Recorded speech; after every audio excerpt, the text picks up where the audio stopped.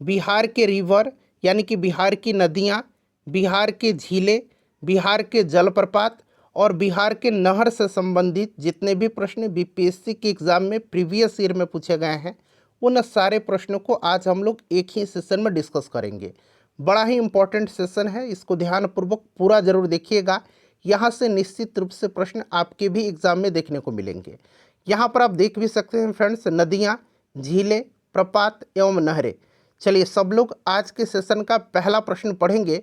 देखिए पहला प्रश्न है कि कर्मनाशा नदी का उद्गम स्थल है।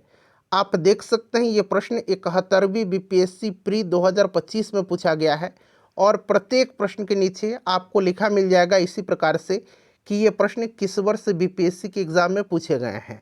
चलिए सब लोग आंसर कमेंट करिए कि कर्मनाशा नदी का उद्गम स्थल है।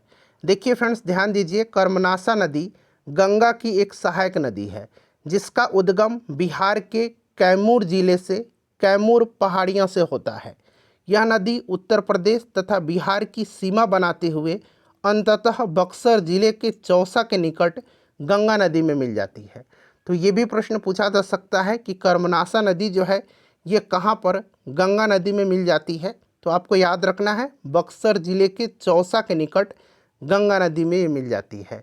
और कर्मनाशा नदी का उद्गम स्थल जो है अभी मैंने बताया है कैमूर जिले से कैमूर पहाड़ियों से होता है इसका उद्गम। तो करेक्ट आंसर ऑप्शन नंबर यहाँ पर ए हो जाएगा। सारे पॉइंट्स आप ध्यान से सुनते चलिए, इस तरह से एक प्रश्न के साथ साथ आपके 2 से 3 प्रश्न जो है कवर होते चलेंगे। चलिए अगला प्रश्न देखिएगा कि बिहार के किस जिले में गंगा नदी सबसे लंबी है। बिहार के किस जिले में गंगा नदी सबसे लंबी है। तो देखिए ध्यान दीजिए, गंगा नदी जो है ये बिहार के 12 जिलों से होकर के गुजरती है। कितने जिलों से होकर के गुजरती है गंगा नदी? तो गंगा नदी जो है बिहार के 12 जिलों से होकर के गुजरती है। इन सभी 12 जिलों का नाम आप उंगलियों पर काउंट करेंगे, एक एक करके मैं आपको बता रहा हूँ। ये 12 जिले कौन कौन से हैं? तो देखिए सारण, बक्सर, भोजपुर, पटना, वैशाली, समस्तीपुर, बेगूसराय, लखीसराय, मुंगेर, खगड़िया, भागलपुर एवं कटिहार। तो इन 12 जिलों से होकर के गंगा नदी बिहार में गुजरती है, जिनमें गंगा की सर्वाधिक लंबाई जो है यह पटना में है। कहाँ पर है फ्रेंड्स? पटना में। तो correct answer option number C हो जाएगा। अगर पूछा जाएगा कि दूसरे स्थान पर कौन सा जिला आता है, तो सबसे लंबी तो ये पटना में है, दूसरे स्थान पर भागलपुर आता है। तो इसे भी आप साथ साथ ध्यान रखिएगा। क्लियर?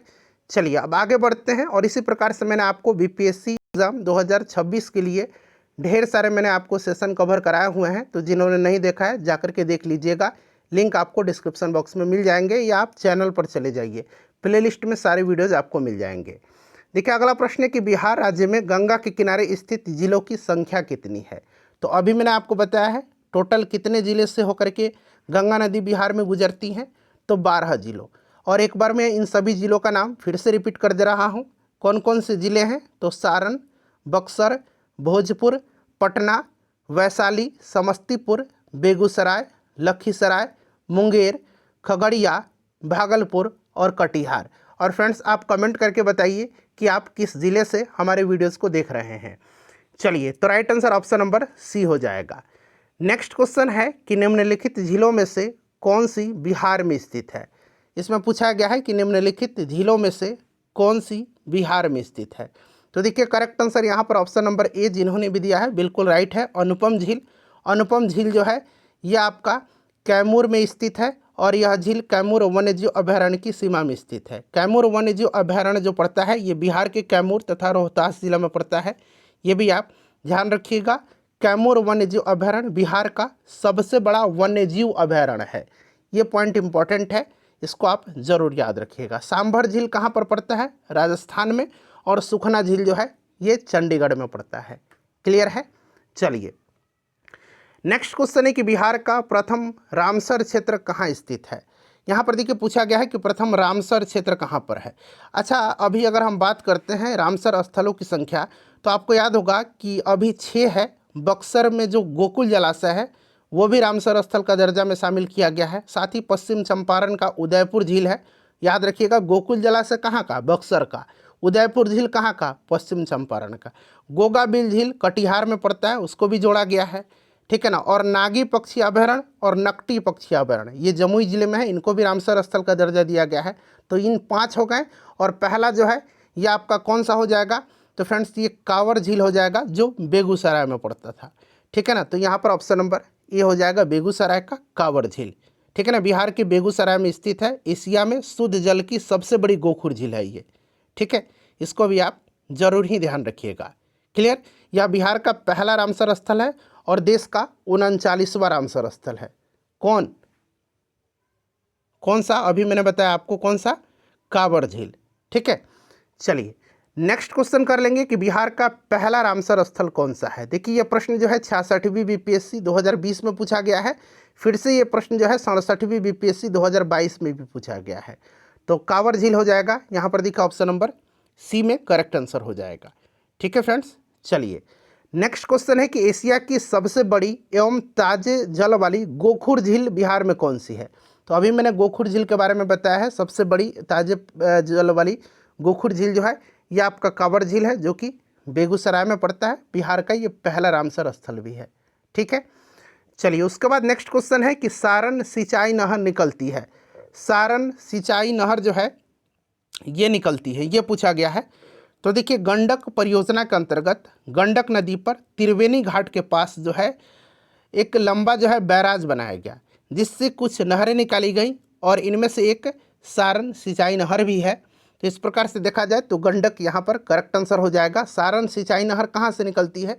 तो ये गंडक से निकलती है, ठीक है। चलिए उसके बाद देखिएगा कि निम्नलिखित नहर प्रणालियों में से किससे बिहार के क्षेत्र में सिंचाई होती है। निम्नलिखित नहर प्रणालियों में किससे बिहार के क्षेत्र में सिंचाई होती है? बताइए राइट आंसर क्या हो जाएगा। तो देखिए अगर हम प्रश्न का अनुसार बात करते हैं तो ये जो विकल्प दिए गए हैं उनमें त्रिवेणी नहर से जो है बिहार के क्षेत्र में सिंचाई होती है। और त्रिवेणी नहर जो है ये गंडक सिंचाई परियोजना से संबंधित है और ये पश्चिम चंपारण जिला में स्थित है, ठीक है ना। इसे भी आप ध्यान रखिएगा। तो करेक्ट आंसर यहाँ पर त्रिवेणी हो जाएगा। क्लियर? किस नदी पर है? ये गंडक नदी पर है। कहाँ पर? तो पश्चिम चंपारण जिला में। इतने सारे पॉइंट्स आप ध्यान रखिएगा। चलिए उसके बाद देखिए त्रिवेणी नहर किस नदी पर निर्मित है। आ गया ना, किस नदी पर निर्मित है? तो अभी मैंने बताया है गंडक नदी पर है, पश्चिम चंपारण जिला में, ठीक है। तो यहाँ पर देखिए ऑप्शन सी हो जाएगा, त्रिवेणी नहर को गंडक नदी से निकाला गया था, ठीक है फ्रेंड्स। चलिए नेक्स्ट क्वेश्चन भी देखिएगा, वही है कि त्रिवेणी नहर का निर्माण निम्नलिखित में से किस नदी पर किया गया है। आप देख सकते हैं ये 69वीं बीपीएससी में 2023 में पूछा गया है और ये वाला देखिए 63वीं बीपीएससी में 2017 में ये प्रश्न पूछा गया है। तो प्रश्न जो है रिपीट भी होते हैं, इस चीज़ को भी आप ध्यान रख लीजिएगा। तो यहाँ पर करेक्ट आंसर क्या हो जाएगा? गंडक हो जाएगा। त्रिवेणी नहर का निर्माण निम्नलिखित में से किस नदी पर किया गया है? तो करेक्ट आंसर हो जाएगा गंडक नदी पर। नेक्स्ट क्वेश्चन है हमारा कि त्रिवेणी नहर में किस नदी से पानी आता है। देखिए प्रश्न को घुमा फिरा करके बार बार पूछा जा रहा है ना। करेक्ट आंसर गंडक हो जाएगा। उसके बाद देखिए निम्नलिखित में से कौन से समूह की नदियां बिहार और उत्तर प्रदेश के बीच की सीमा रेखा बनाती हैं। कौन से समूह की नदियां जो हैं बिहार और उत्तर प्रदेश के बीच की सीमा रेखा बनाती हैं, बताइए। तो यहाँ पर करेक्ट आंसर क्या हो जाएगा? तो देखिए ये आपका हो जाएगा ऑप्शन नंबर सी, कर्मनाशा, गंडक और घाघरा नदी, ठीक है ना। ये उत्तर प्रदेश और बिहार के मध्य सीमा रेखा निर्धारित करती हैं। कर्मनाशा नदी के बारे में मैंने आपको बताया है कि बक्सर के चौसा के निकट, ये गंडक पहलेजा घाट के निकट, ठीक है ना। ये आपका हो जाएगा कर्मनाशा कहाँ पर? तो अभी मैंने बताया है कि बक्सर के चौसा के निकट। और गंडक जो है ये आपका पहलेजा घाट सारण जिला के निकट। और घाघरा नदी इंपॉर्टेंट है, सारण के रेविलगंज में जो है ये गंगा नदी में समाहित होती हैं। तो तीनों को याद रखिएगा। कर्मनाशा कहाँ पर? बक्सर के चौसा के निकट। गंडक कहाँ पर? तो पहलेजा घाट। और घाघरा सारण के रेविलगंज में आकर के ये गंगा नदी में समाहित होती है, ठीक है। घाघरा को सरयू के नाम से भी जाना जाता है। ये प्रश्न ऑलरेडी पूछा भी गया था बीपीएससी टीचर के एग्जाम में, ठीक है। चलिए नेक्स्ट क्वेश्चन है कि निम्नलिखित नदियों में से कौन बिहार में गंगा से मिलती है। कौन नदी इसमें जो है बिहार में गंगा नदी से मिलती है? तो करेक्ट आंसर यहाँ पर देखिए गंडक, सोन, घाघरा, पुनपुन सब हो जाएगा। गंडक के बारे में मैंने आपको बताया है, ठीक है ना। उसके बाद देखिएगा घाघरा के बारे में भी मैंने बताया है कि रेविलगंज यानी कि छपरा सारण में आकर के मिलती है। सोन जो है ये मनेर के निकट मिलती है गंगा में। सोन कहाँ पर? मनेर के निकट, ठीक है ना, मनेर के निकट। और पुनपुन जो है ये फतुहा के पास जो है आकर के गंगा में मिलती है। पुनपुन के बारे में पूछा जाता है तो फतुहा में ये गंगा नदी में आकर के मिलती है, ठीक है। सभी के बारे में मैंने आपको बता दिया।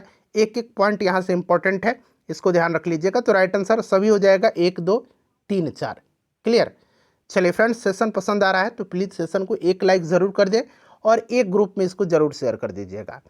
चलिए अगला प्रश्न है कि निम्नलिखित में से कौन सी नदी फतुहा के पास गंगा में मिलती है? अभी मैंने आपको बताया है कौन सी नदी फतुहा के पास गंगा में मिलती है। तो फ्रेंड्स ये नदी जो है ये पुनपुन नदी है, ठीक है ना। घाघरा कहाँ पर मिलती है? जिसको सरयू कहा जाता है, रेविलगंज में, सारण में रेविलगंज में आकर के ये गंगा में मिल जाती है, ठीक है। चलिए नेक्स्ट क्वेश्चन है कि गंडक नदी का दूसरा नाम क्या है? बताएंगे सभी लोग। तो फ्रेंड्स इसका नाम जो है गंडक नदी का क्या नाम है? नारायणी है, ठीक है ना। और इसका एक अन्य नाम है सालीग्रामी। सालीग्रामी भी इसका एक अन्य नाम है, याद रखिएगा सालीग्रामी, ठीक है फ्रेंड्स। तो नारायणी हो जाएगा। यहाँ पर देखिए गंडक नदी का दूसरा नाम नारायणी भी है, सालीग्रामी भी है, ठीक है ना, ये भी आप ध्यान रखिएगा। और गंडक नदी आपको याद होगा कि नेपाल हिमालय से निकलती है और पहलेजा घाट के निकट जाकर के गंगा नदी में मिल जाती है, ठीक है।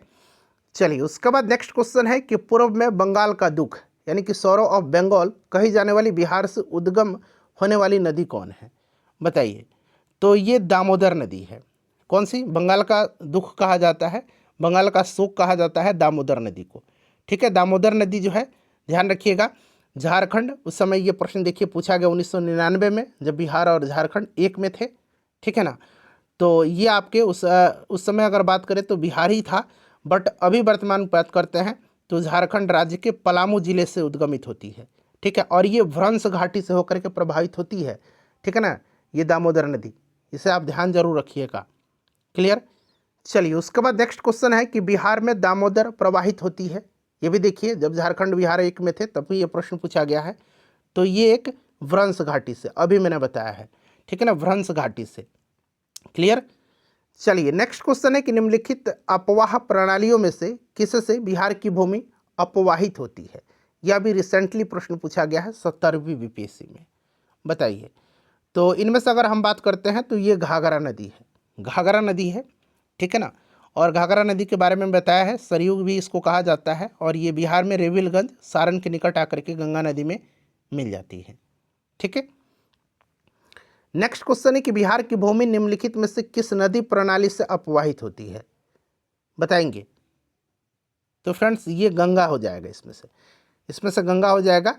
क्लियर नहीं? ये बीपीएससी सीडीपीओ में प्रश्न पूछा गया है और ये वाला प्रश्न जो है 70वीं बीपीएससी में पूछा गया है। क्लियर। चलिए इसका राइट आंसर गंगा हो जाएगा।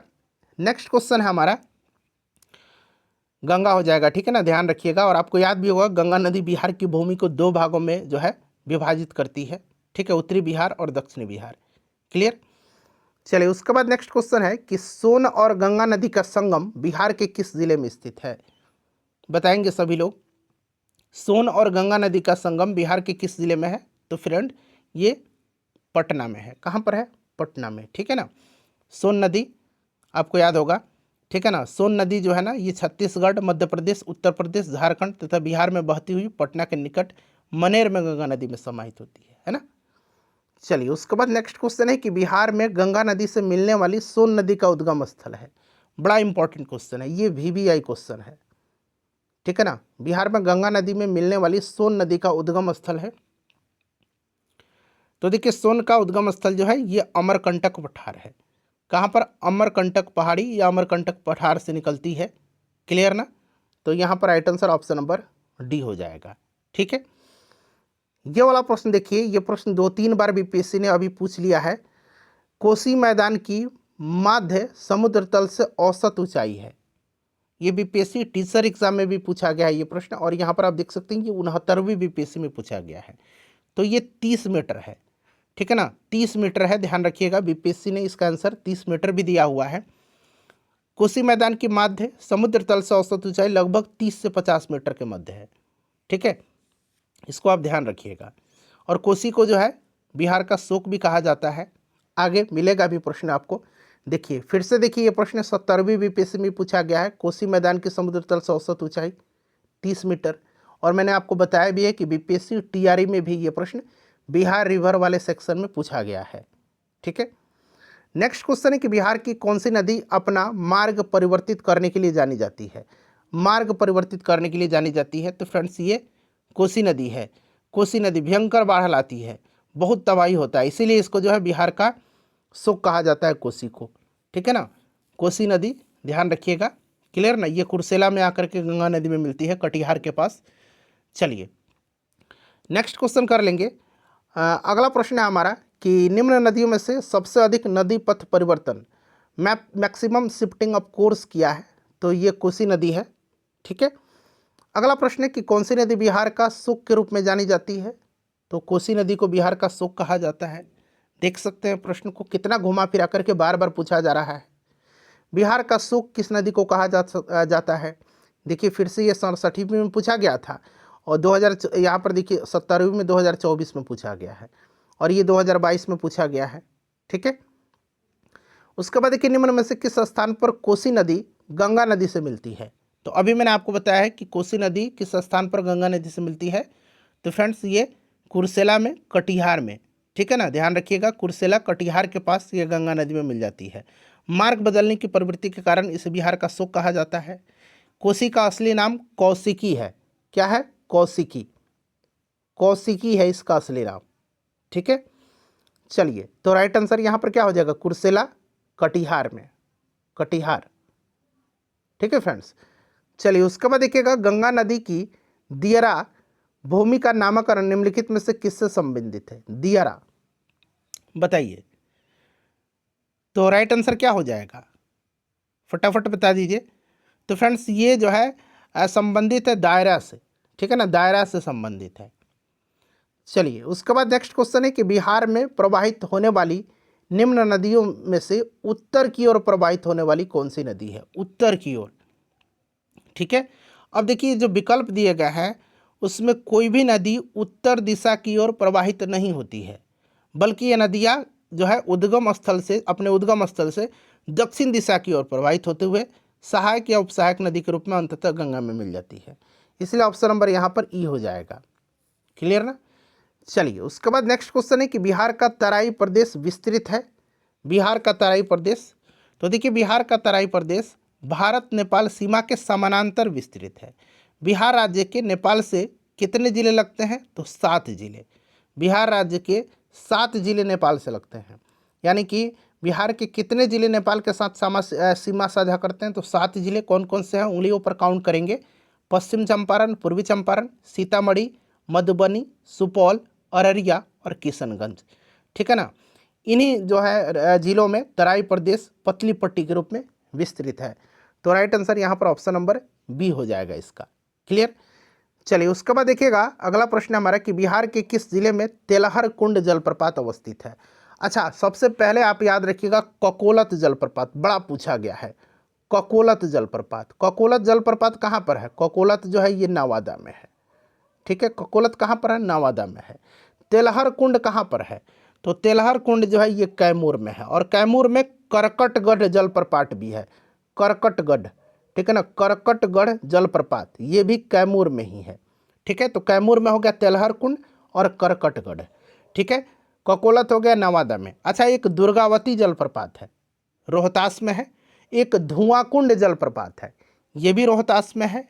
ठीक है, अच्छा, मांझर कुंड जलप्रपात है, ये भी रोहतास में है।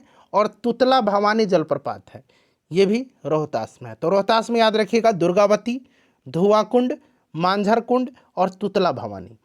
और कैमूर में याद रखिएगा तेलहर कुंड और करकटगढ़। और ककोलत नवादा में है। तो फ्रेंड्स ये बिहार के रिवर्स यानी कि बिहार की नदियाँ, झीलें, जलप्रपात और नहर से संबंधित प्रश्न थे। इनको मैंने आपको कवर करा दिया, इम्पोर्टेंट सेशन था। प्लीज़ लाइक कर दीजिए और एक ग्रुप में इसको ज़रूर ही शेयर कर दीजिएगा।